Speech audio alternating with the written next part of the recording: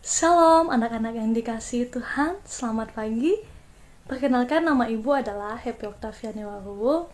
Hari ini Ibu akan menjadi guru pengganti atau guru tamu di kelas 5 untuk pelajaran ke-6. Langsung saja, sebelum kita memulai pembelajaran hari ini, kita mau berdoa dulu. Semuanya lipat tangannya, tutup matanya. Bapa di dalam kerajaan surga, kami bersyukur untuk kasih setia Tuhan di dalam kehidupan kami. Kami mau belajar kembali Tuhan tentang keberadaan Tuhan di dalam kehidupan kami. Kami mau Allah Roh Kudus memberikan kami hikmat, kepintaran, pengertian untuk bisa memahami apa yang menjadi kehendak Tuhan, untuk bisa membawa kami lebih mengasihi Tuhan lagi. Terima kasih Tuhan Yesus, berfirman-Lah di hati setiap peserta didik yang ada, sehingga membawa peserta didik yang ada untuk lebih mengenal dan mengasihi Engkau. Dalam nama Yesus kami bersyukur, haleluya, amin. Nah, adik-adik yang dikasihi Tuhan, hari ini kita mau belajar tentang pengorbanan Yesus di materi pembelajaran ke-6. Semuanya udah buka bukunya? Pembelajaran ke-6 tentang pengorbanan Yesus Kristus. Nah, kita dulu harus mengerti apa itu tentang pengorbanan. Pengorbanan dapat diartikan sebagai suatu pemberian, suatu hal yang dilakukan seseorang kepada orang lain. Entah itu menolong, entah itu mungkin dia harus menderita untuk orang lain, untuk kebahagiaan orang lain mungkin.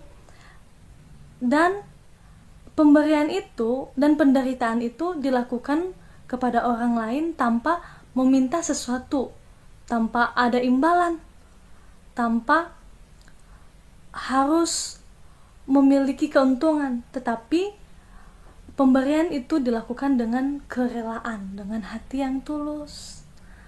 Nah, pernahkah adik-adik melakukan pengorbanan kepada orang lain? Entah itu kepada keluarga, mama, papa, atau juga mungkin kepada teman-teman di sekolah. Nah, semuanya dijawab masing-masing dalam hati. Hari ini kita juga mau berbicara tentang pengorbanan yang luar biasa yang dilakukan oleh Tuhan Yesus. Pengorbanan yang dilakukan oleh Tuhan Yesus yaitu melalui penebusan yang dilakukan di atas kayu salib. Kenapa Tuhan Yesus harus berkorban untuk kita semua? Kenapa Tuhan Yesus harus berkorban di atas kayu salib? Nah, kita lihat pada cerita tentang Adam dan Hawa. Adam dan Hawa diciptakan Tuhan dan ditempatkan di sebuah taman yang sangat indah. Ada yang masih ingat nama tamannya apa? Ya, nama tamannya adalah Taman Eden. Manusia ditetapkan Tuhan tinggal di sebuah taman, yaitu Taman Eden, seperti yang kakak jelaskan. Yaitu Tuhan menempatkan manusia di dalam Taman Eden. Ketika manusia berada di Taman Eden, ternyata manusia tidak taat, tidak setia kepada Tuhan. Mereka lebih mendengarkan perkataan iblis yang menyerupai ular saat itu dibandingkan dengan firman yang disampaikan Tuhan. Karena ketidaktaatan manusia, akhirnya manusia diusir dan keluar dari Taman Eden. Mereka jatuh ke dalam dosa. Sejak manusia jatuh ke dalam dosa pada zaman Adam dan Hawa, hati manusia cenderung melakukan kejahatan. Upah dosa adalah maut. Maut itu kematian yang kekal, kesengsaraan, penderitaan akan dialami oleh manusia ketika mereka jatuh ke dalam dosa. Karena Allah begitu mengasihi manusia, jadi Allah mengutus Tuhan Yesus Kristus untuk menyelamatkan manusia. Allah mengutus Tuhan Yesus untuk membebaskan manusia dari dosa, dari kematian yang kekal, dari kutuk.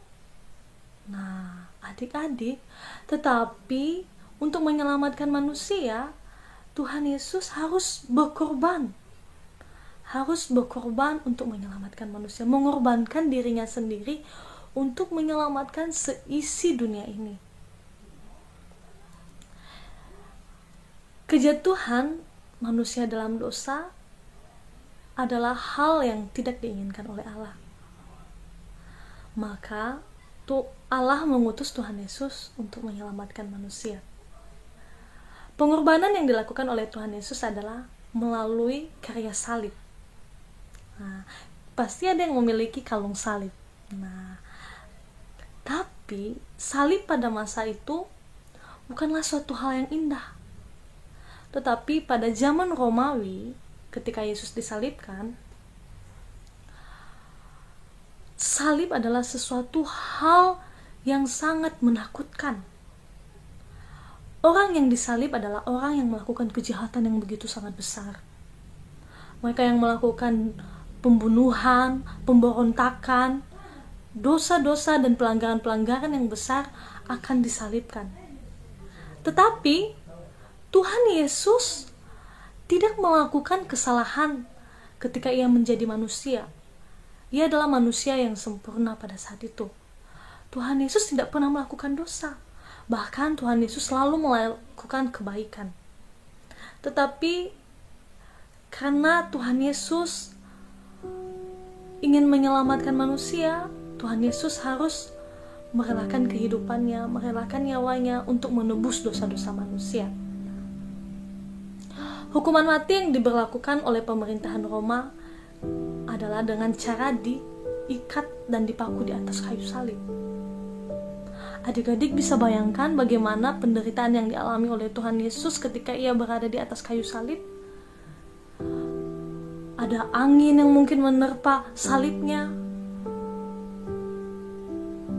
panas pada saat itu, berdiri di atas tiang yang sangat tinggi. Nah, adik-adik, penderitaan yang Tuhan Yesus alami pada saat itu sungguh sangat-sangat menyakitkan. Bahkan proses penyaliban itu tidak langsung disalibkan, tetapi Tuhan Yesus diperhadapkan dan dibawa kepada para imam-imam dulu untuk diputuskan hukumannya. Ketika ia sudah diputuskan hukumannya, salib yang dimana Tuhan Yesus akan disalibkan itu harus dipikul oleh Tuhan Yesus sendiri. Kayu salib itu bukan kayu yang licin, tetapi kayu salib yang dipikul oleh Tuhan Yesus adalah kayu salib yang kasar. Kalau dipikul oleh Tuhan Yesus, mungkin punggung Tuhan Yesus tergores oleh kayu-kayu itu. Adik-adik, setelah Tuhan Yesus disiksa, Tuhan Yesus dicambuk oleh para prajurit-prajurit pada saat itu, dia harus memikul salibnya untuk sampai ke tempat yang disebut sebagai Bukit Golgota,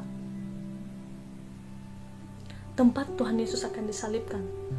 Di tengah perjalanan menuju Bukit Golgota, Tuhan Yesus terjatuh dan tidak kuat lagi untuk membawa salibnya. Tetapi ada seorang pemuda yang bernama Simon dari Kirene. Pada saat itu melihat proses penyaliban Tuhan Yesus. Akhirnya para prajurit itu memaksa Simon Kirene. Katanya, "Hei, sini kamu, bantu dia untuk memikul salibnya." Mau tidak mau, Simon Kirene pada saat itu karena dipaksa oleh tentara, dia mau membantu Tuhan Yesus untuk memikul salibnya sampai di atas Bukit Golgota. Tidak sampai di situ saja, adik-adik.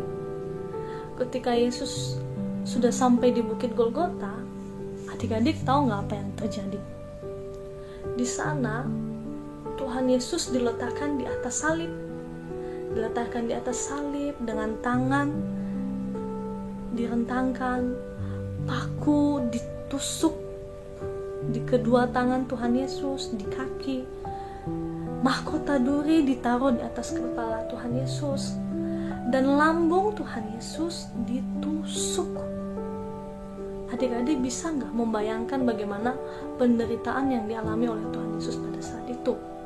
Penderitaan yang dialami Tuhan Yesus saat itu bukanlah penderitaan yang sangat mudah, tapi penderitaan yang dialami oleh Tuhan Yesus adalah penderitaan yang sangat-sangat menyakitkan di dalam kehidupan Tuhan Yesus. Penderitaan yang luar biasa.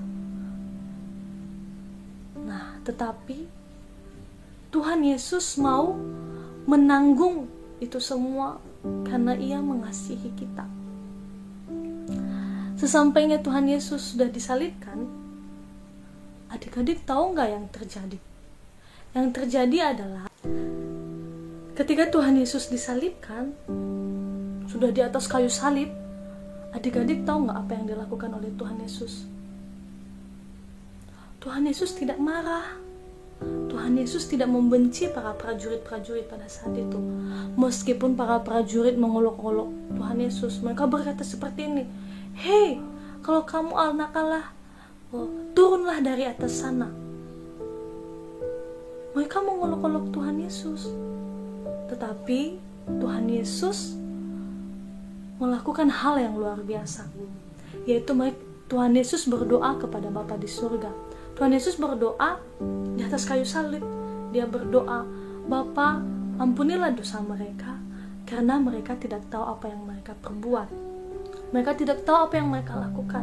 Tuhan Yesus berdoa supaya Bapa di surga mengampuni dosa-dosa orang-orang pada saat itu yang mengolok-olok Dia, serdadu-serdadu yang pada saat itu menyalibkan oleh Tuhan Yesus. Adik-adik yang dikasihi Tuhan, selang 3 jam kemudian, ketika Tuhan Yesus sudah berada di atas kayu salib, nah, setelah mereka mengolok-olok dan Tuhan Yesus berdoa untuk mereka, ada sesuatu hal aneh yang terjadi. Waktu itu matahari yang bersinar terang di langit tiba-tiba menjadi malam. Nah, selama 3 jam Allah menjauhkan sinar itu dari kegelapan. Dan Tuhan Yesus berseru kepada Allah. Dan orang-orang pada saat itu, serdadu-serdadu yang masih ada di bawah kayu salib Tuhan Yesus, mendengar seruan Tuhan Yesus. Tuhan Yesus berkata, "Tetelestai," yang artinya sudah berakhir, sudah selesai.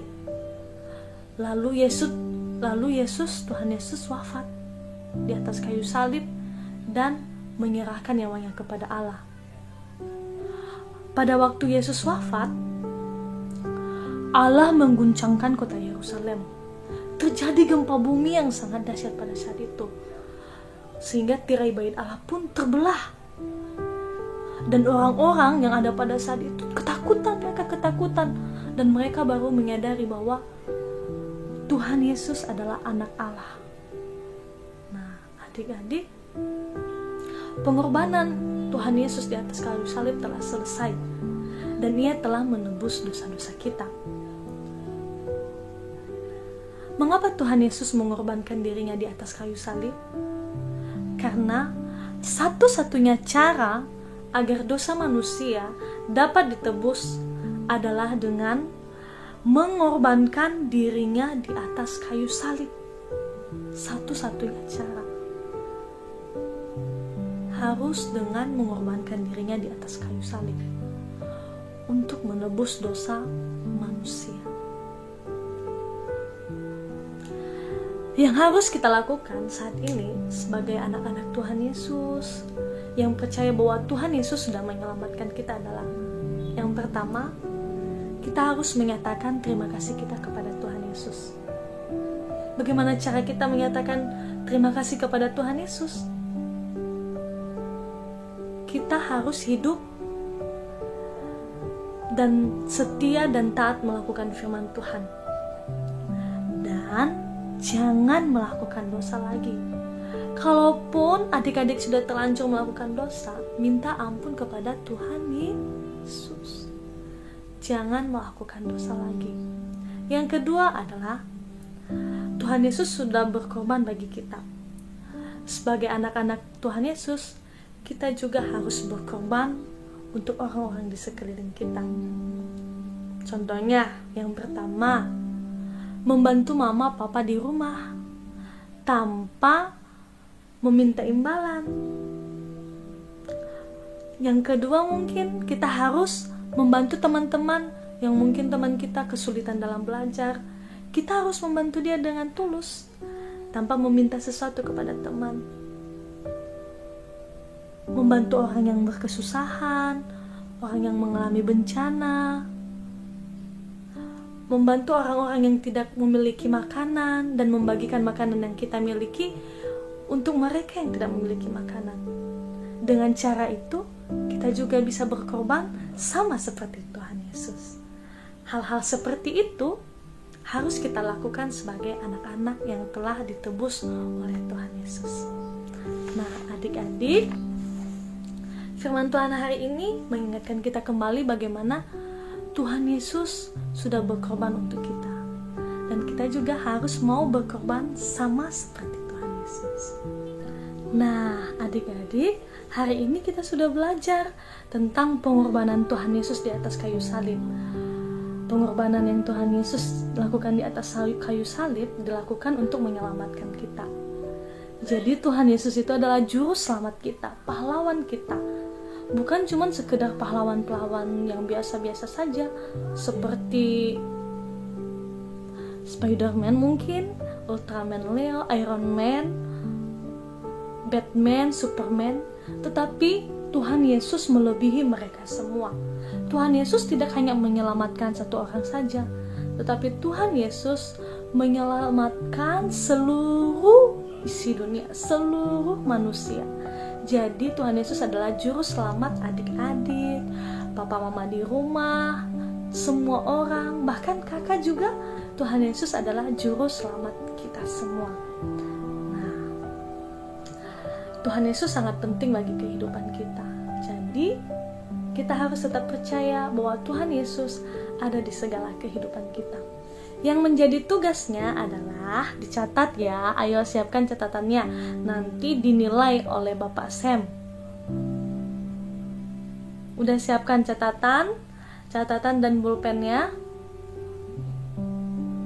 Oke, kalau sudah siap,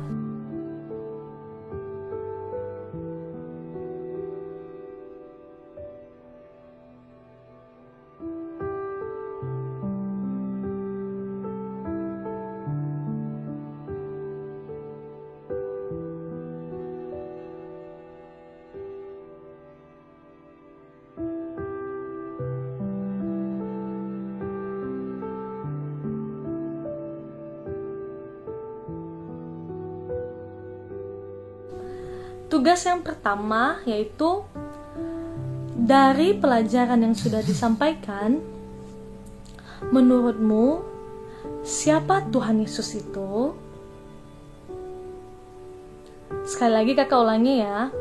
Dari pelajaran yang sudah disampaikan, menurutmu siapa Tuhan Yesus itu? Yang kedua, kapan pertama kali kamu mengenal Tuhan Yesus? Diulangi lagi. Kapan pertama kali kamu mengenal Tuhan Yesus? Oke. Pertanyaan yang ketiga. Mengapa Yesus Kristus penting untuk hidupmu? Diulangi lagi. Mengapa Yesus Kristus penting untuk hidupmu? Tapi nanti di akhir pembelajaran ini jangan di offin dulu ya, jangan dimatiin dulu. Kakak ada sebuah cuplikan video, jadi videonya dilihat ya.